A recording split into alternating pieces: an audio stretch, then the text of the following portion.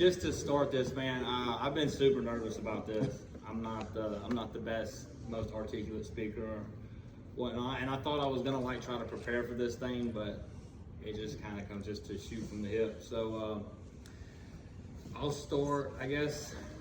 My name's Parker Ledbetter, for those of y'all don't know. I was born in Jacksonville, Florida.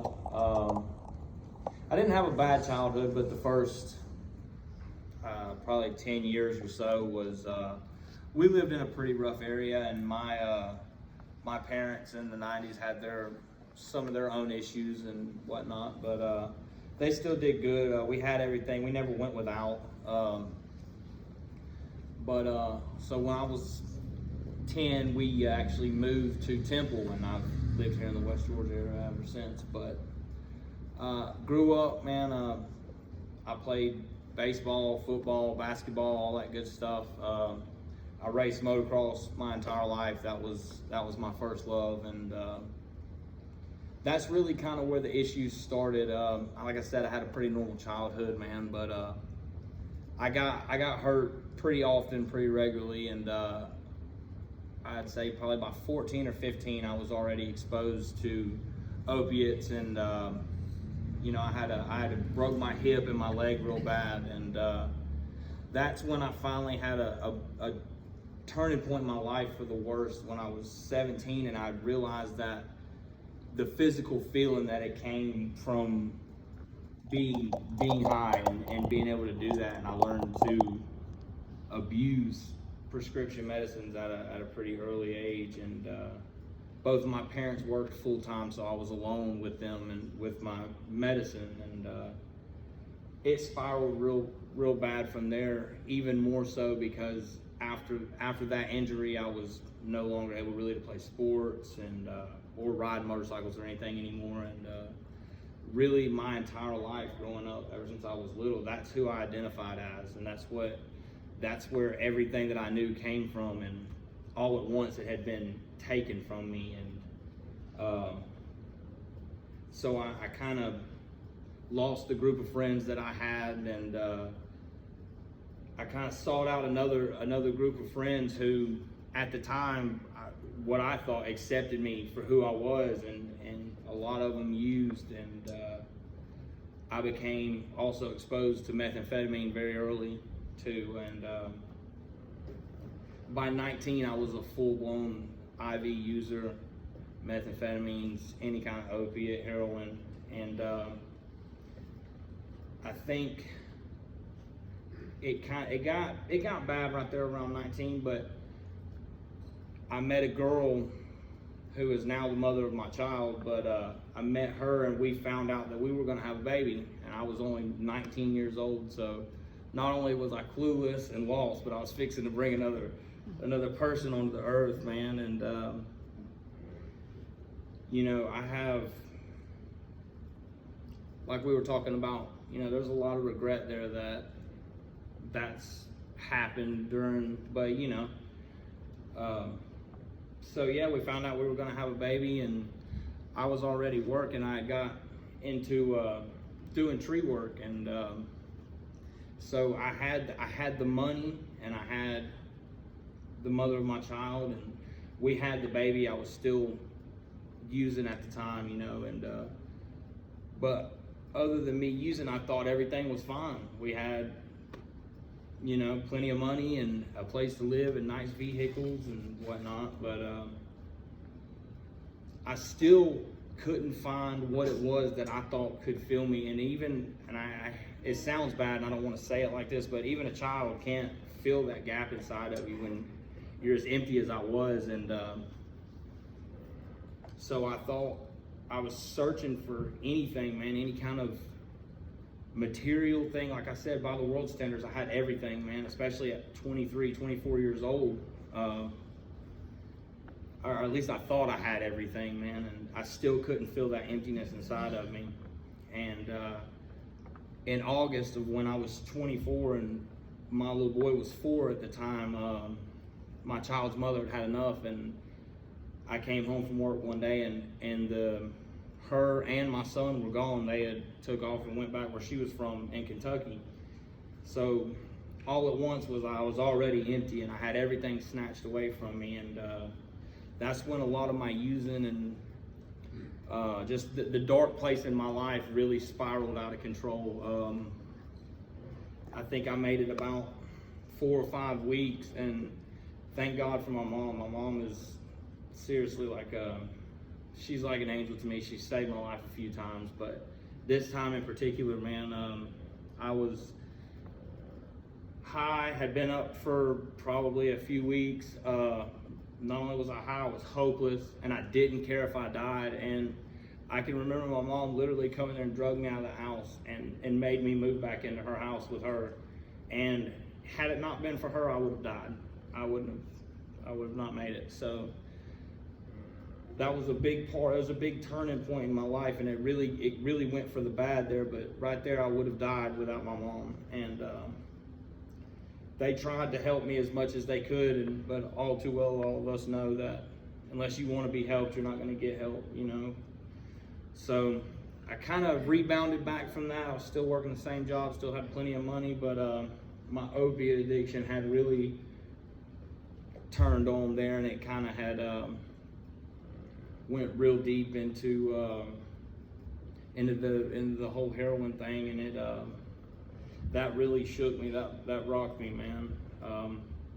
I was still now looking for an even bigger hole, what it felt like in my life to fill, and I knew that drugs made me feel good, and that's where I was. And as in my mind, I was messed up, and I thought as long as I had money and I had possessions, I didn't need help from anybody, that I was doing good, like I was okay. And then the company that I was working for started to go under because we were all using, and everything had once again got pulled from me, and I was out of options, out of money, everything once again. And in that time had overdosed and died a couple of times then, and another time that my mom had to come pull me out of her house and call an ambulance and watch her son go to the hospital dead on a gurney. So I got out of the tree business and went to running equipment for a guy that I was working for right before I came to the Blake House this time. But I had met him then and was running equipment, and actually had got clean for about 3 months, and then I ran into another person that I went to school with one night, man, and it happened just like that. Like I thought that I had it going on and had 90 days sobriety, and that I could just do it one time, and within 2 weeks I overdosed and died again. And mind you, all of this is going on while I had a 5-year-old son that lived 600 miles away from me. It just got took from me. So at this point I was really, really dark in life again, and this is before I came to the Blake House the first time. And after that OD, I think I made it 2 days, and then I had gotten arrested and caught a possession charge. And I went to the Blake House the first time in 2018, in January of 2018. Showed up there on the doorstep with they're not all the same people there, but you know, Shane Sauls took me in hopeless, lost, and really was somebody that I had knew before and played ball with, and I knew he had worked there, so we reached out to him, and he took me in, man, hopeless, lost, and without me even having a glimpse at seeing a way out, you know. He made a way for me to get there, and you know, I experienced a lot of God the first time I was there, and made it about 8 months, and had a circumstantial issue there that I really let take control of me, and I left. And when I left everything that I got there. And really, I kind of knew it was only a matter of time before I left. But after I'd left there, I jumped on with a guy that I knew. Once again, had a great job. Was an assistant superintendent for a general contractor, and had everything once again, man, back on my feet, and but I knew it was only a matter of time before it happened, because I had left everything that I had even somewhat pulled me out of the hole I was in, and like I said, had a good job again. Had met a girl that was very special to me, and still is to this day. But you know, we met and we hit it off, man, and we were doing good. Had our own thing going on, our own place, all that good stuff, and got complacent one day, man. Once again, complacency killed me, and thought that I could just use one time. I was tired and I felt like I was lethargic, man, and I just felt like one time would help me, and it really went downhill from there, and I drug her down with me this time, and it sucks, man, but in what we were dealing in, misery loves company, and it's terrible.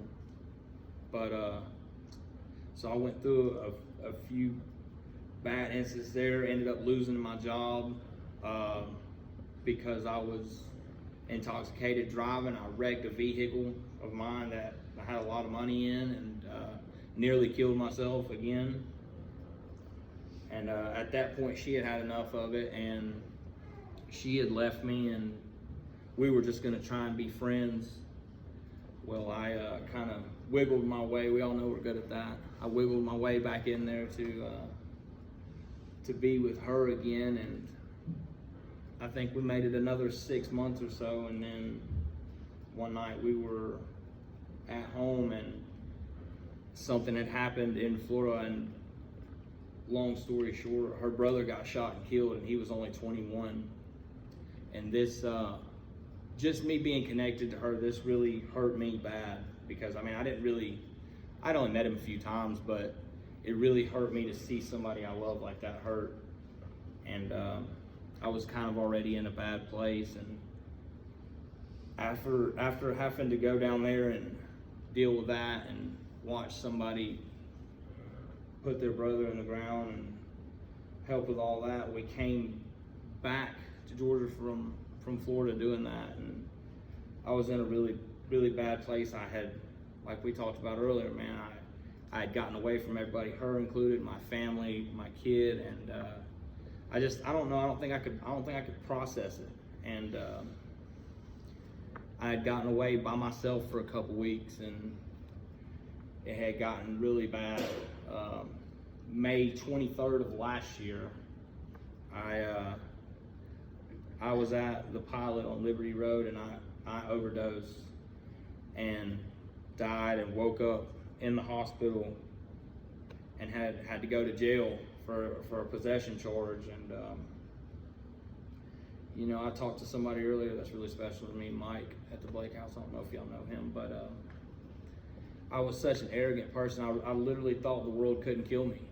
Like I thought that I couldn't die, and because it had happened so many times. Well, I bonded myself out of jail from that, and I made it 2 more days, and then overdosed in Douglasville. Same situation. Woke up in the back of an ambulance, got taken to jail, and when I went to jail this time, it's hard to say this, but thank God they didn't give me a bond in Douglas County, or I would have been out again. So I literally thank God for that now, because I don't think I would be here. I had also had a stroke the second time in Douglas County. So I think, you know, I thank God that he didn't allow me to get wiggle out of that situation, or I know for a fact I would be dead without coming back this time. But so I got there and didn't have a bond, and I knew what it was. I got in contact with my people at the Blake House, and went back. And when I got there this time, this last year has been pretty crazy for me internally, but I know when I got there, man, I was utterly disgusted with myself, that I was in this situation again. I'd been given so many chances to be successful and do everything right, and it seemed like no matter what, I screwed everything up every time. So I come in this time And I told myself, you know, come hell or high water, I was going to finish, and I was going to do it right, and I wasn't gonna shortchange myself in it, you know. So I got there, man. In the last 4 or 5 months, I would say, really it has set in, man, and I've gotten rid of so much off of my plate that I've told them many times. They probably get tired of hearing it. It was like I was carrying a dead body around on my shoulders, man, with a lot of the stuff that I haven't properly dealt with, like unforgiveness, you know, times in life that I'd felt rejected away from people who I thought loved me, people that hurt me, you know. And it doesn't have to be willing, like bad intent in it for something that hurts you. And I always thought if people meant well, then my hurt didn't matter.